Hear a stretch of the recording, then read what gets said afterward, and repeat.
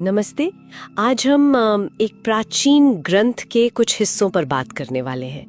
ये आत्मा के सफ़र, पुनर्जन्म और क्या हम अपनी ज़िंदगी खुद चुनते हैं, ऐसे कुछ गहरे सवालों पर रोशनी डालते हैं। बिल्कुल। ये स्रोत हमें सोचने पर मजबूर करता है कि शायद हमारा वजूद सिर्फ इस एक जीवन तक ही सीमित नहीं है, शायद एक बड़े चक्र का हिस्सा है। हाँ, बिल्कुल। और ये स्रोत असल में कई पूर्वी दर्शनों की बात करता है, खासकर हिंदू, बौद्ध, जैन, सिख, इनकी सोच को सामने रखता है। अच्छा। तो हम बात करेंगे संसार की, मतलब जन्म मरण का चक्र, फिर कर्म, हमारे एक्शन और उनके नतीजे, और क्या इस सब के बीच हमारी अपनी मर्जी, मतलब फ्री विल भी है? हाँ, ये बड़ा सवाल है। और आखिर में इस सब का मकसद क्या है? क्या वो मुक्ति है? कोशिश यही रहेगी कि स्रोत की जो बातें हैं उन्हें आसानी से समझ सकें। ठीक है, तो कहाँ से शुरू करें? संसार से। ये जो चक्र वाली बात है, हाँ, वहीं से करते हैं। तो स्रोत कहता है कि मौत के बाद आत्मा खत्म नहीं होती, वो बस एक शरीर छोड़कर दूसरे में चली जाती है। अच्छा। और हर नया जीवन एक क्लासरूम जैसा है, सीखने के लिए, खुद को बेहतर बनाने के लिए। जैसे स्कूल में अलग अलग क्लास होते हैं। हाँ, बिल्कुल वैसे ही हिंदू, बौद्ध, जैन, सिख धर्मों में इसे संसार कहा गया है। और इसका कोई अंत है? मतलब इस चक्र से निकलने का कोई रास्ता? हाँ, वही तो अंतिम लक्ष्य है।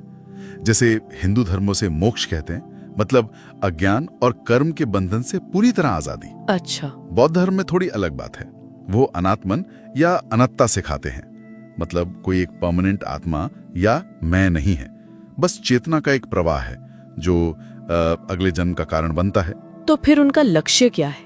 उनका लक्ष्य है निर्वाण, यानी दुख का पूरी तरह खत्म हो जाना। दिलचस्प बात यह है कि पश्चिम की भी कुछ रहस्यवादी परंपराएं हैं, जैसे हर्मेटिक ट्रेडिशन, उनमें भी आत्मा के विकास और वापस अपने डिवाइन सोर्स में लौटने के मिलते जुलते विचार हैं। ये कर्म वाला सिद्धांत, ये मुझे हमेशा थोड़ा कंफ्यूजिंग लगा है। क्या ये किस्मत है या सजा? स्रोत क्या कहता है? नहीं, स्रोत इसे किस्मत या सजा नहीं मानता। वो कहता है ये बस एक यूनिवर्सल लॉ है, कारण और प्रभाव का नियम। जैसा आप करेंगे वैसा नतीजा मिलेगा। मतलब हमारे विचार, हमारे शब्द, हमारे काम, सबका असर होता है आने वाले कल पर। बिल्कुल, सब कुछ।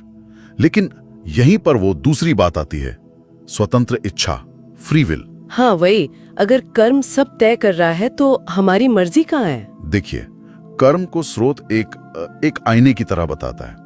वो बस दिखाता है कि आपने क्या किया है और उसका क्या नतीजा स्वाभाविक रूप से बनता है, ताकि आप सीख सकें। ठीक है। ये कोई बाहर से दी गई सजा नहीं है, यहीं पर फ्री विल काम आती है।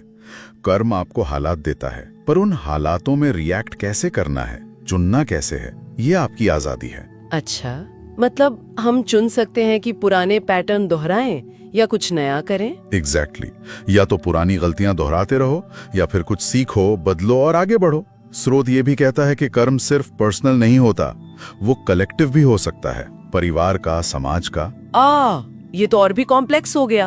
अच्छा, स्रोत में एक और बड़ी कमाल की बात है, जन्म से पहले की प्लानिंग। क्या ये सच में होता है? हाँ, ये वाकई बहुत आकर्षक विचार है कि आत्माएं दुनिया में आने से पहले अपनी जिंदगी का एक तरह का नक्शा बनाती हैं, जिसमें हमारे रिश्ते, मुश्किलें, मौके सब तय होते हैं। इस ग्रंथ के अनुसार हाँ, ऐसा ही कुछ होता है।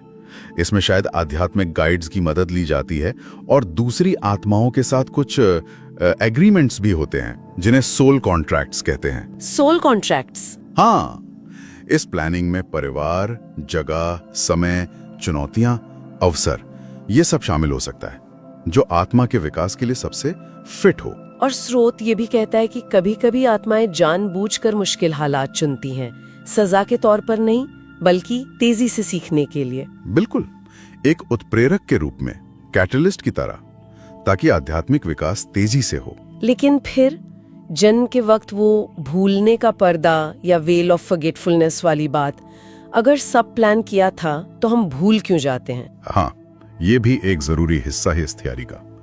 ये पर्दा पिछले जन्मों की यादों को और इस जन्म की प्लानिंग को धुंधला कर देता है। पर क्यों? इसका क्या फायदा अगर प्लान याद ही नहीं? शायद इसलिए ताकि हम इस जीवन को पूरी तरह जी सकें, बिना पिछले जन्मों के बोझ के। पूरी ऑथेंटिसिटी के साथ। और स्रोत ये भी इशारा करता है कि यह पर्दा कोई लोहे की दीवार नहीं है।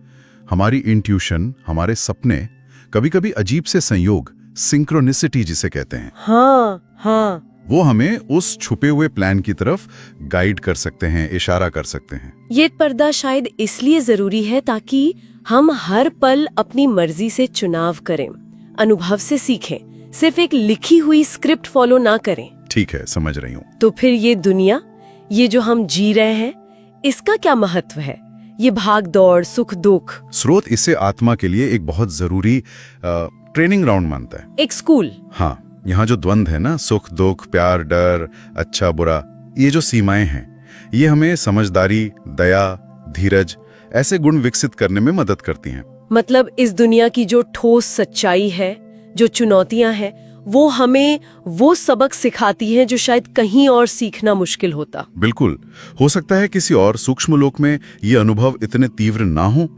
तो इस पूरे सफर का, इस चक्र का आखिर मकसद क्या है? हाँ, क्या है? अपनी चेतना का विस्तार करना, अपने असली दिव्य रूप को पहचानना, जिसे अलग अलग परंपराओं में मोक्ष, निर्वाण या आत्मज्ञान कुछ भी कह लीजिए। और जब ये हो जाता है तब कर्मों का हिसाब चुकता हो जाता है, दुनिया की चीजों से मोह खत्म हो जाता है, और फिर ये बार बार जन्म लेने का जो अनिवार्य चक्र है वो रुक जाता है। मुक्ति। हाँ, मुक्ति। पर स्रोत एक और बात कहता है कि कुछ आत्माएं जो मुक्त हो चुकी हैं, हाँ, वो अपनी मर्जी से वापस आना चुन सकती हैं, दूसरों की मदद करने के लिए, जैसे बोधिसत्व का कॉन्सेप्ट है बौद्ध धर्म में। हाँ। तो ये स्रोत मतलब आत्मा के एक बहुत बड़े, बहुत सोचे समझे सफर की तस्वीर पेश करता है, जन्म से पहले की प्लानिंग से लेकर कर्म के नियमों से गुजरते हुए आखिर में आजादी तक। हाँ, बिल्कुल। ये नजरिया तो जीवन के अनुभवों को, मुश्किलों को, खुशियों को बिल्कुल अलग रोशनी में देखने पर मजबूर करता है। सही कहा आपने। ये हमें अपने रिश्तों को, अपनी चुनौतियों को, अपनी सफलताओं को शायद आत्मा के विकास के एक बड़े कैनवस पर देखने में मदद कर सकता है। और जाते जाते सबके सोचने के लिए एक सवाल छोड़ जाते हैं। जरूर। अगर इस स्रोत की बात माने कि जीवन का एक मोटा मोटा खाका पहले से तय हो सकता है, तो फिर इस पल में, अभी इसी वक्त, हमारी अपनी मर्जी की, हमारी फ्री विल की असली ताकत और जिम्मेदारी क्या है? जरा सोचिएगा।